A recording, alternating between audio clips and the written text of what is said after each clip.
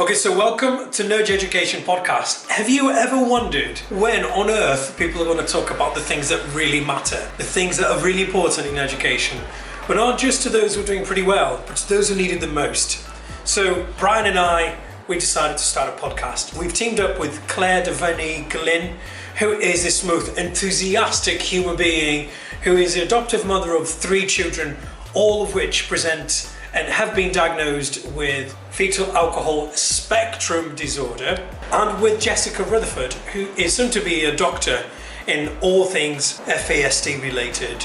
So please enjoy this first podcast, share it widely. We've covered anything from what it is, why people don't want to necessarily have their child diagnosed with such a thing, which is basically what happens to the brain of a fetus when a mother consumes alcohol, and what is the impact of that in education, and how can we do it better for those kids who are in education and are either misdiagnosed or are actually,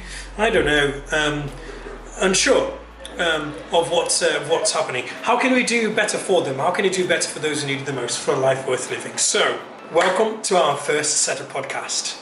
And Josh, give us a thumbs up. I think it's going to be okay. It's going to be okay.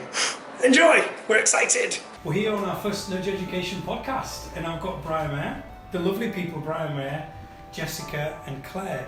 Say, oh, it's okay if you have one, And there are still medical professionals saying that, and that's the danger. There are still GPs saying, actually, it's all right. And there is a time, if you think you've got 40 weeks of gestation, is where these the physical features of FASD come into it, and that's what they were talking about in the 1970s. So it's really evolving. And